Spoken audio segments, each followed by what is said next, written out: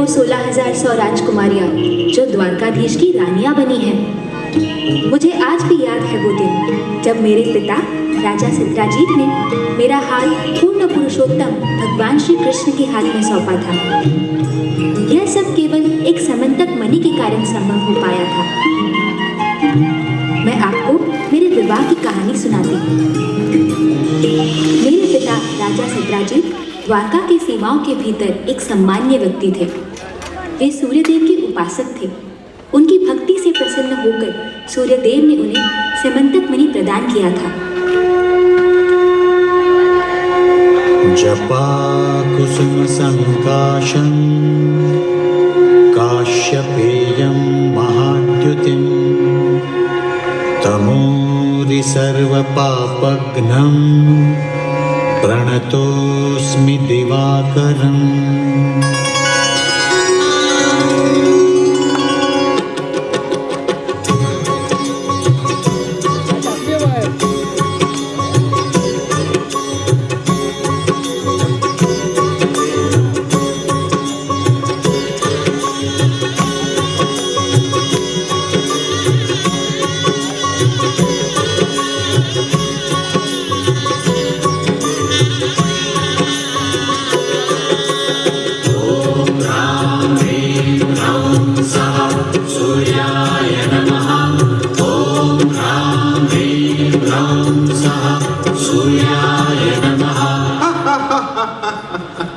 उत्तम। वे इस मणि को अपने गले की माला में धारण करके द्वारका में भ्रमण करते थे, जिस कारण वे सूर्यदेव के समान तेजस्वी दिखाई देते थे। उनके तेज से भ्रमित होकर द्वारकावासी उन्हें ही स्वयं सूर्यदेव समझ रहे थे।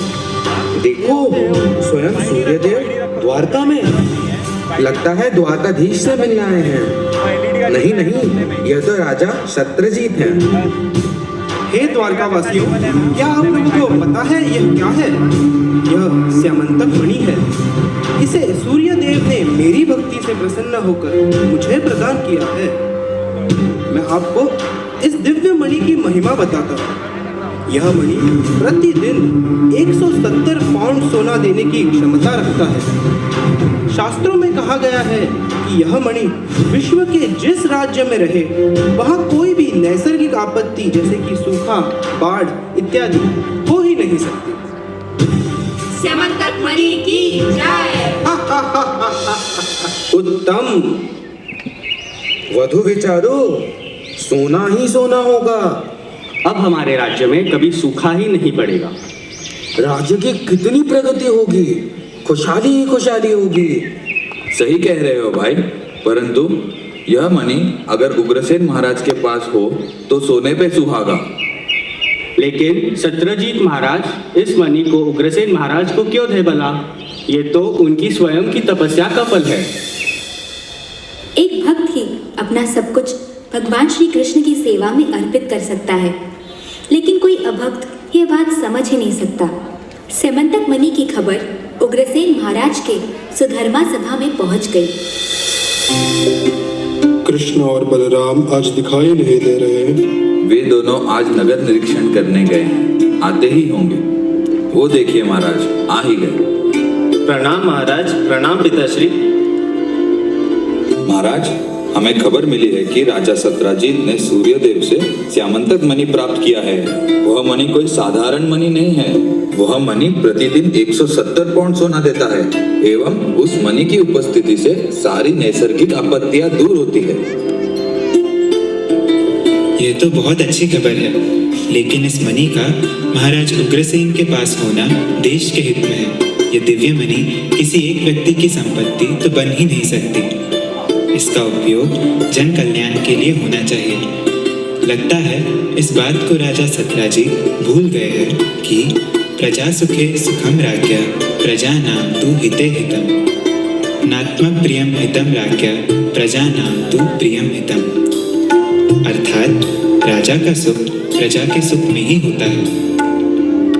हाँ कृष्ण, तुमने सही कहा। यदि यह मणि महाराज उग्रसेन के पास हो तो प्रजा के हित में होगा। ये अच्छा प्रस्ताव है। महाराज की आज्ञा हो तो राजा सत्यजीत को आज ही संदेश भिजवा दे। हाँ, शीघ्र ही संदेश भिजवा दो। और इस प्रकार महाराज उग्रसेन के दूत मेरे पिता के दरबार में उपस्थित हुए, परंतु पिताश्री ने समंतक मणि को महाराज उग्रसेन को सौंपने से साफ मना कर दिया। समंतक मणि से मिलने वाले भरपूर सोने के लोभ से बाधित मेरे पिताश्री श्री कृष्ण की महानता को समझ ही नहीं पा रहे थे। देवी देवताओं की पूजा करने वाले साधारण लोग भौतिक वस्तुओं से आकर्षित होकर पूर्ण पुरुषोत्तम श्री कृष्ण को भूल जाते हैं।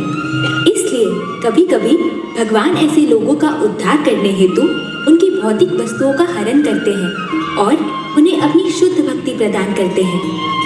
आध्यात्मिक शुद्ध भक्ति का स्वाद चखने के बाद कोई भी व्यक्ति इस दुनिया के किसी भी भौतिक वस्तु से कैसे आकर्षित हो सकता है भला। इस घटना के पश्चात मेरे चाचा प्रसेन पिताश्री से मिलने आए। आ भी जाओ प्रसेन मेरे भाई, तुम्हें देखकर बहुत प्रसन्नता हुई। उत्तम उत्तम। उत्तम? उत्तम कहाँ है? मैं अकेले ही आया हूँ। जावा दो। और बताओ केम छो? एकदम मजामा। सामंतक मणि કેટલા સોના આપે છે? यह मणि प्रतिदिन 170 पाउंड सोना देने की क्षमता रखता है। भ्राताश्री, इस सामंतक मणि की महिमा तो देखिए। उस ग्वाले कृष्ण को भी इस मणि के लिए आपसे भिक्षा मांगनी पड़ी। आखिर सोना तो सोना ही है, इसकी चमक बड़े बड़ों को आकर्षित करती है। अरे भाई ध्यान से, कहीं गिर ना जाए। भ्राताश्री, क्या मैं इस मणि को आखेट पर जाते समय अपने साथ ले जाऊं? मैं जब चलूंगा तो ऐसे ऐसे सोना गिरेगा ना, तो मैं भी सूर्यदेव जैसे तेजस्वी दिखूंगा। शाम को वापस आकर आपको लौटा दूंगा। क्यों? मेरा मतलब क्यों नहीं, लेकिन संभाल के रखना। हाँ भाई, जल्दी घरे आओ, વધારે समय ना लगाती।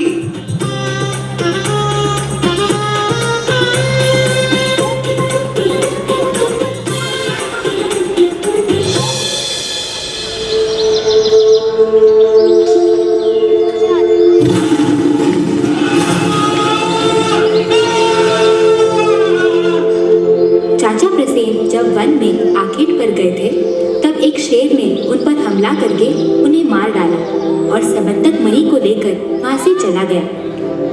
रास्ते में जंगल के राजा जांबवान ने शेर को मारकर समंतक मणि ले लिया।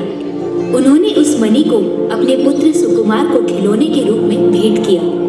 यहाँ समंतक मणि की पूजा के समय चाचाश्री के वन से न लौटने पर पिताश्री अत्यंत विचलित हो गए।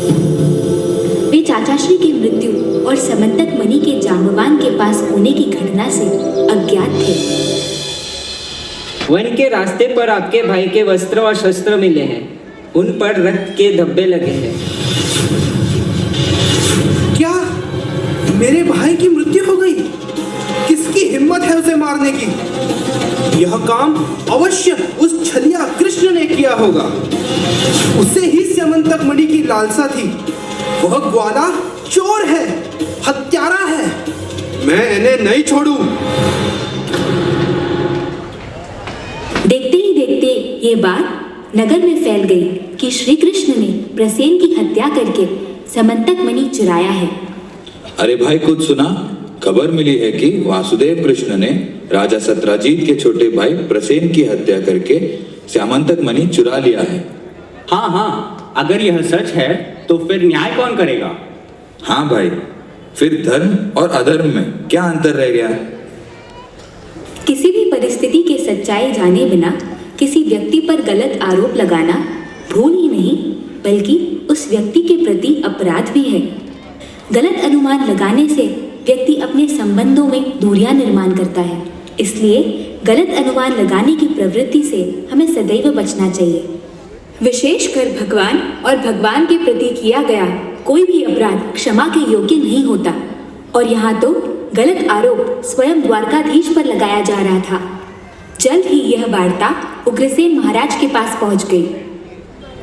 कान्हा, तुम कहाँ हो? क्या हुआ दाऊ जी, आप इतने क्रोधित क्यों हैं? क्या कान्हा, सब जानते हुए भी ऐसे अनजान मत बनो। दाऊ भैया, स्यमंतक मणि कोई साधारण मणि नहीं है।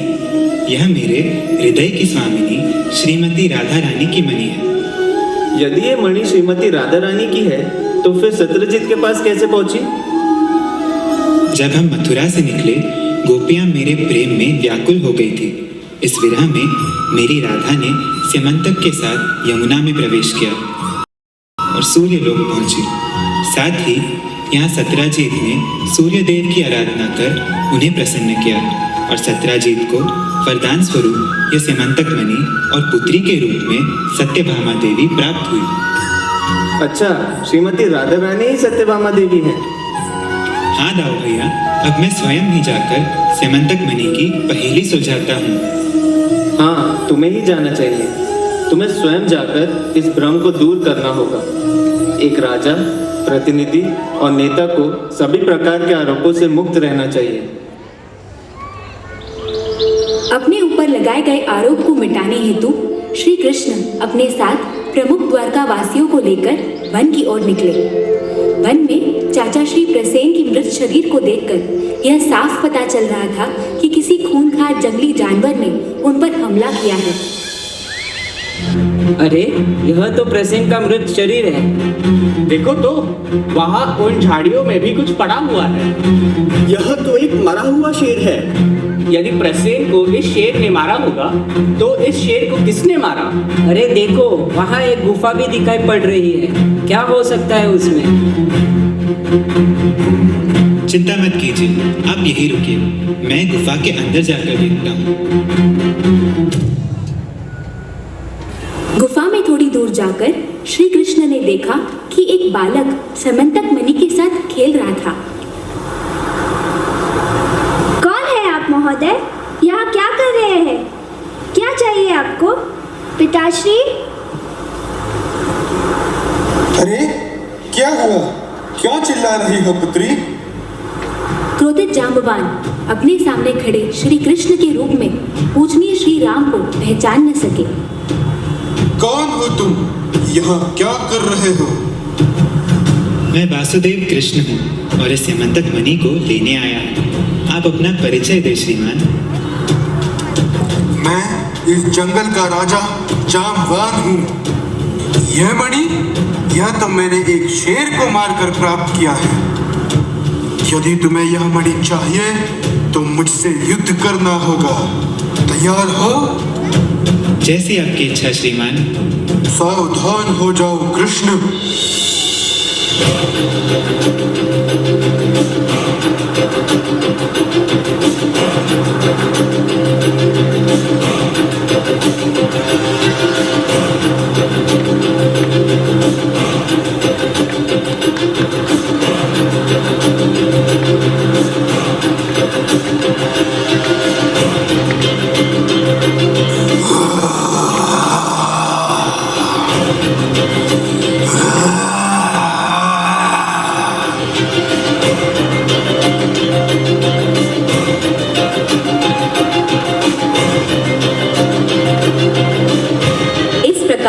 जांबवान और श्री कृष्ण के बीच घमासान युद्ध 28 दिनों तक चला।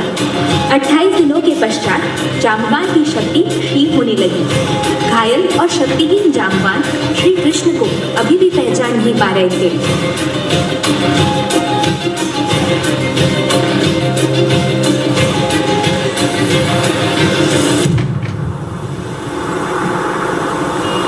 हे योद्धा, कौन है आप?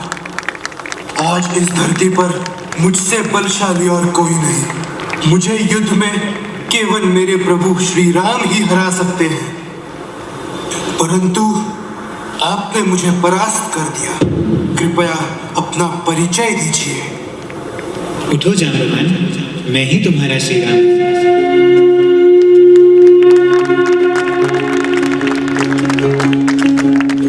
राम राम जय राजा राम, राम राम जय सीता राम, राम राम जय राजा राम।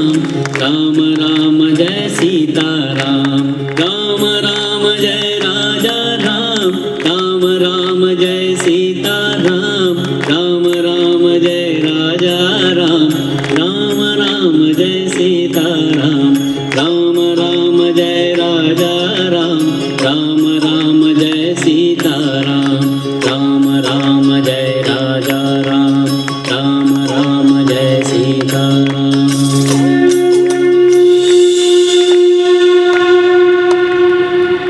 श्री राम, मुझे क्षमा करें प्रभु, मैं मेरी अज्ञानता के कारण आपको पहचान न सका। आप ही सभी की शक्ति, धन, बुद्धि, सुंदरता, कीर्ति और वैराग्य का स्रोत है। आप ही सर्वव्यापी काल है और इस सृष्टि के निर्माता, पालनकर्ता और संहारक है। आप ही मेरे प्रभु श्री राम हैं। मैं अभी आपको पहचान पा रहा हूँ। आपने त्रेता युग में अपने बाणों से रावण का अंत कर दिया था। आप जैसी अपार शक्ति किसी और में नहीं। मुझे इस तरह केवल आप ही हरा सकते हैं। मुझे क्षमा करें प्रभु, मुझे क्षमा करें। हे जांबवान, तुम्हारे शक्तिशाली मल्ल युद्ध से मैं प्रसन्न हूँ। बहुत दिनों से इच्छा थी कि किसी के साथ मल्ल युद्ध करके मैं वीर रस का आस्वादन कर सकूं। तुम्हारी इस सेवा से मैं अति प्रसन्न हूँ। मैं यहाँ इस स्यमंतक मणि को लेने आया हूँ। इसकी वजह से मुझ पर चोरी का आरोप लगाया गया है। इस कलंक को मिटाने के लिए मुझे इस मणि की आवश्यकता है। यह मणि क्या चीज है प्रभु? मेरे प्राण भी सदैव आपकी सेवा में समर्पित हैं। यह रहा स्यमंतक मणि और इसी के साथ मेरी पुत्री जाम्बवती को स्वीकार करें प्रभु। उसे आपसे अच्छा वर मिल ही नहीं सकता। मेरी विनती स्वीकार करें प्रभु।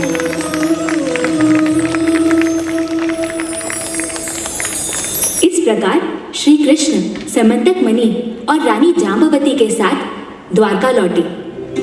उग्रसेन महाराज की जय। श्री कृष्ण जाम्बवती विवाह महोत्सव की जय। स्यमंतक मणि की जय। हमारी सभा में आपका स्वागत है राजा सत्राजीत।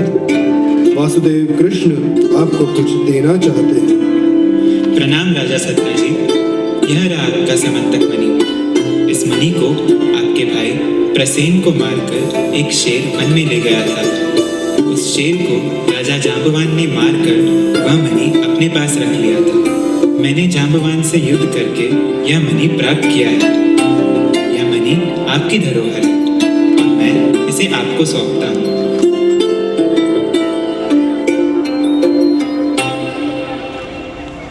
शर्मिंदा हुए पिताश्री स्यमंतक मणि को लेकर अपने महल में लौटे।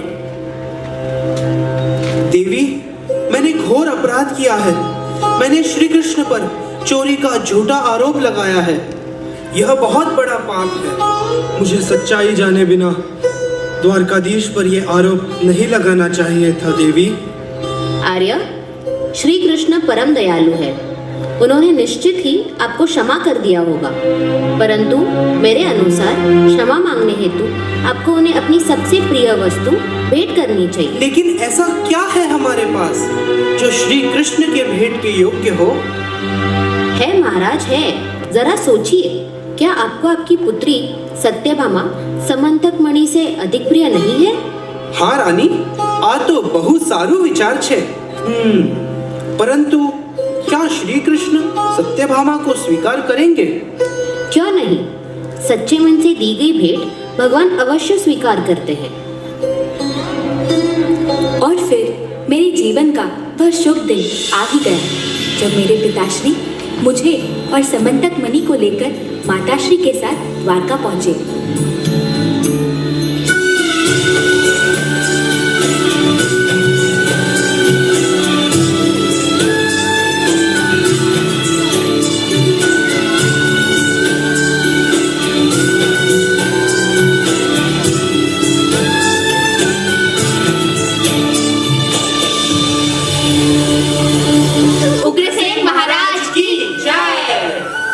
प्रणाम महाराज, राजा सत्यजीत आपसे मिलना चाहते हैं। उन्हें आदर सहित सभा में लाया जाए। आसन ग्रहण कीजिए, परंतु आज अचानक आने का कारण? प्रणाम महाराज, प्रणाम वासुदेव। जिस दिन से वासुदेव ने मुझे स्यमंतक मणि लौटाया है, तब से मेरा मन अशांत है। इसलिए मैं यह मणि वासुदेव को भेंट करने आया हूँ। इसी के साथ मैं मेरी पुत्री सत्यभामा का हाथ श्री कृष्ण के हाथ में सौंपना चाहता हूँ। कृपा करके मेरी भेंट स्वीकार करें वासुदेव। आपकी इच्छा की पूर्ति केवल श्री कृष्ण ही कर सकते हैं। महोदय, मैं सत्यभामा को स्वीकार करता हूँ, परंतु स्यमंतक मणि को आप अपने पास ही रखिए। मुझे उस मणि का लोभ है। वह मणि आपके पास होकर सभी का हित ही करेगा। जैसा आप उचित समझें।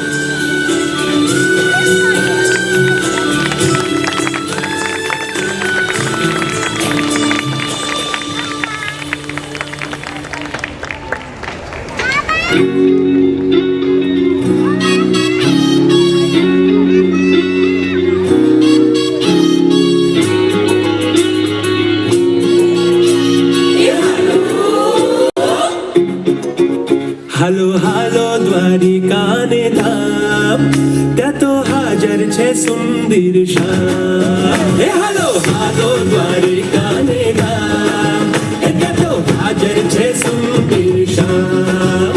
મને સપનામાં આવે દ્વારિકાધીશ બોલાવે, મને સપનામાં આવે દ્વારિકાધીશ બોલાવે, બીજો કોઈ કરે નહીં જો કામ। હેલે જો દ્વારિકાધીશનું નામ, બીજો કોઈ કરે નહીં જો કામ। એટલે જો દ્વારિકાધીશનું નામ, માનતા પૂરી થાય દ્વારિકાધીશ બોલાવે, માનતા પૂરી થાય દ્વારિકાધીશ બોલાવે। હાલો હાલો દ્વારિકાને ધામ, ત્યાં તો હાજર છે સુંદર શ્યામ। હાલો હાલો દ્વારિકાને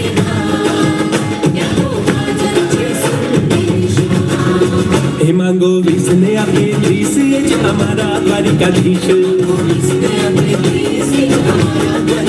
हे मांगो विसने आपे त्रिसेज हमारा द्वारिकाधीश।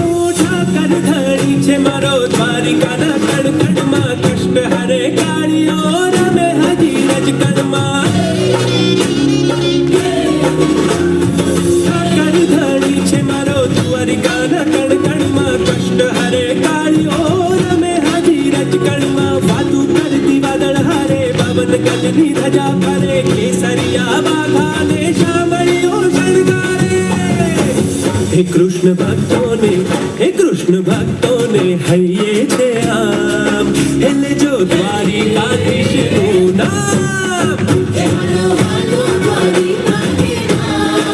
ત્યાં તો હાજર છે સુંદર શ્યામ।